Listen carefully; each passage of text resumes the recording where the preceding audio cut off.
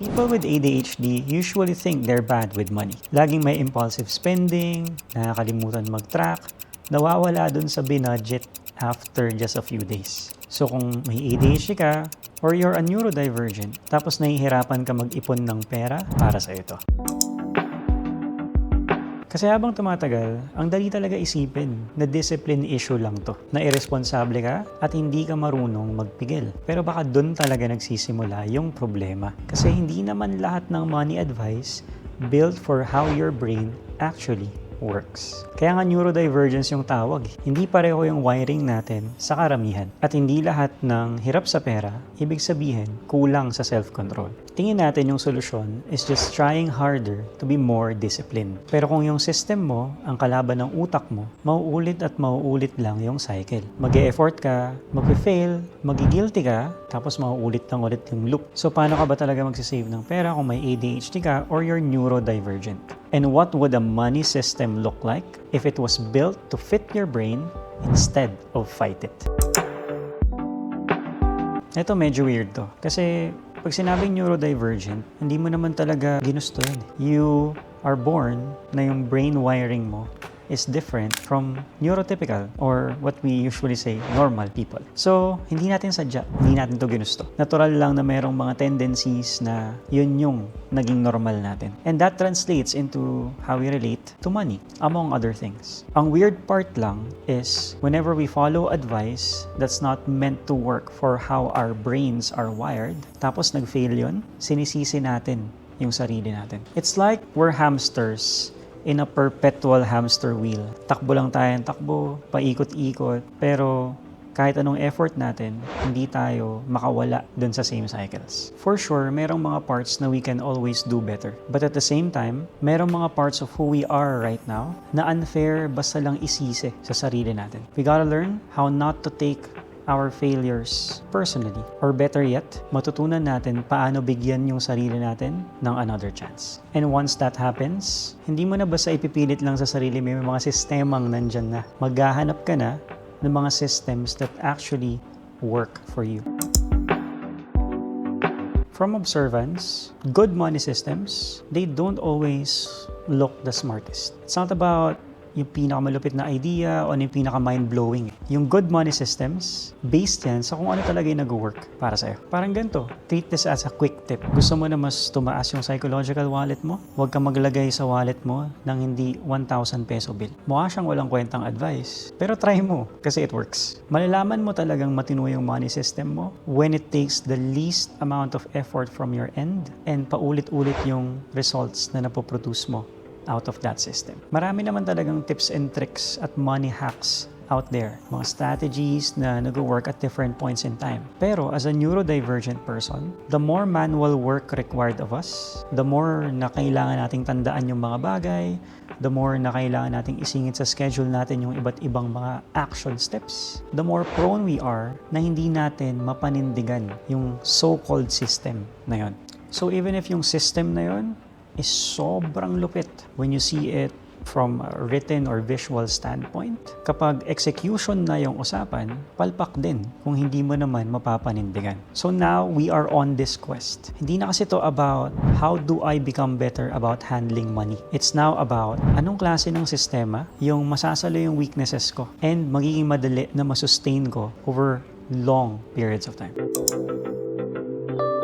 As neurodivergents, here's an honest question. Bakit kahit paulit-ulit na nag-fail sa'yo yung isang money advice or money system, paulit-ulit mo pa rin tinatry? It's as if kailangan ma-figure out mo kung paano gamitin yung sistema na hindi naman talaga meant para sa'yo. Maybe it's high time to look within and see yourself for who you are. And this includes both your strengths and weaknesses combined. Kasi hanggat hindi natin naaminin kung nasan talaga tayo, hindi natin masisimulang mabuo kung ano talaga yung para sa atin. Well, ako, I'm diagnosed with ADHD.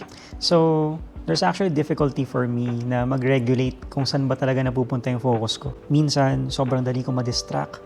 Kapag may bagong bagay, doon kagad yung attention ko. And there's this craving for new things na minsan, sobrang frequent. Halos hindi na ako makapag-stick ng focus sa isang bagay lang. Minsan naman, It's too much focus on just one thing. Na nakakalimutan ko na lahat ng iba pang mga bagay, they fade out of my life as if they don't exist. Because of this, you can imagine paano nagkakaroon ng ups and downs yung motivation ko sa buhay. Minsan sobrang excited, minsan naman parang walang excitement at all. Tapos, unpredictable pa yan lahat kung kailan yan nangyayari. Now, yung mundo natin napapaligiran ng marketing. At yung finances natin, dalawa lang naman yung direksyon yan sa buhay. Papasok and then palabas. Income and then expenses. For a person na nahihirapang i-regulate kung nasan yung focus niya, naturally, yung finances niya will also flow in and out of their life most of the time nang hindi napapansin. So merong natural difficulty na matrack kung saan talaga napupunta yung pera. That goes with ano ba yung kinikita, ano yung naiipon, ano rin yung nagagastos.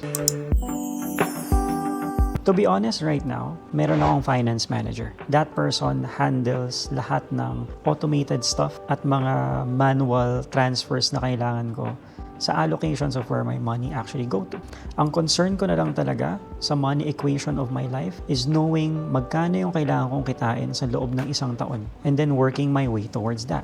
Pero nung wala pa akong finance manager, the simplest system that I have is automated allocations. First, kailangan ko malaman magkano yung survival na gastos ko sa loob ng isang buwan. And during those times, hindi ko nababanggitin yung year, pero mga 16,000 pesos lang naman buhay na ako. So that's a single person with 4 dogs. So dahil malinaw sa akin ano yung expenses ko for the month, lahat ng pera na pumapasok sa akin, nahigit pa doon sa 16K a month, nag-auto-allocate siya by percentages sa iba pang categories that I have set. There's a money bucket system that I actually followed strictly for a long time before I got married. Nung nag-asawa na ako, hindi na kasi yun nag-a-apply. Pero that's something na i-expound ko na lang sa ibang videos moving forward. Mahalaga na mayroong allocations kung saan napupunta yung money that you're earning, and kung mas automated or malinaw na kaagad ano yung percentages ng allocations na yun, it becomes easier to manage the finances. It helps to have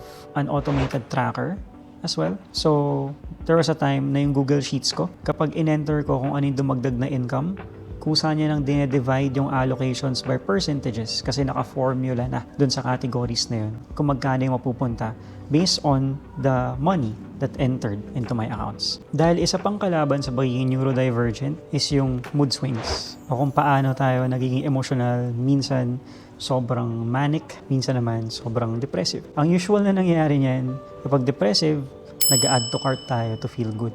Kapag masaya tayo at celebratory, check out na yan, matic. Well, regardless kung na-compute talaga natin ng maayos o hindi. Sa panahon ngayon, ang dami pang ways para makabili ka kahit wala ka pang cash, di ba? There's your credit card, may mga pay later stuff, di ba? And the idea is dagdagan natin ng friction. I used to do this when I was single. Iniiwasan ko talaga magkaroon ng cash sa wallet ko. So that every time, yung cash on delivery na option sa pag-checkout ng mga bagay online, kusa ako na-discourage to do.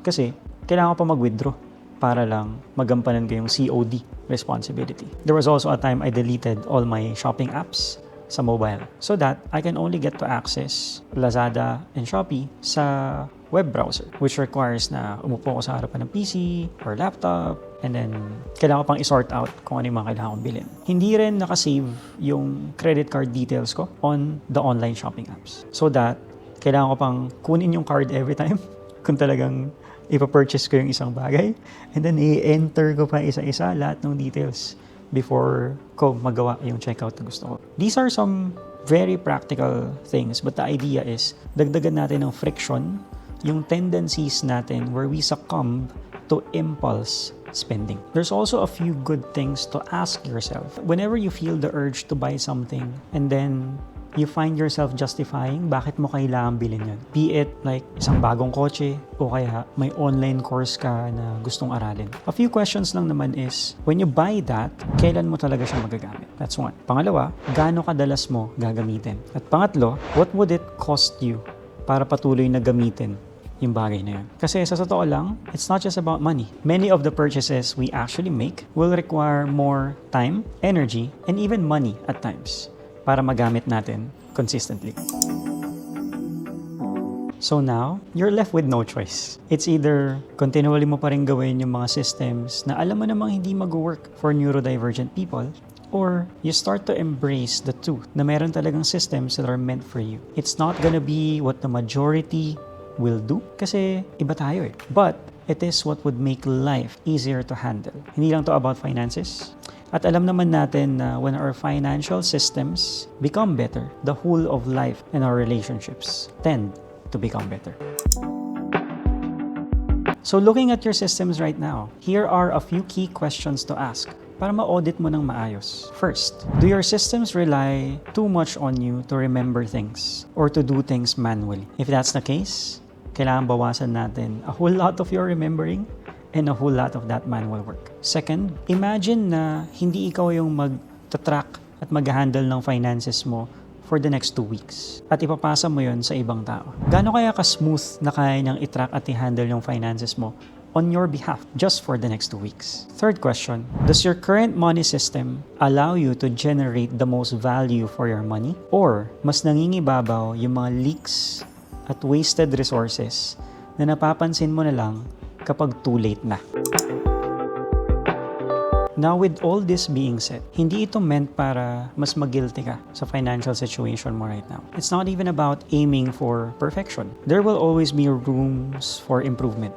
And sometimes before we can improve things, mistakes are also meant to happen. Pero gusto ko na mas mapansin mo, kung dati nagkamali ka, it takes you about 2 months na nakalugmok ka bago ka makarecover. Maybe it will just take you 2 weeks or eventually 2 days o baka nga 2 hours lang naka-bounce back ka na.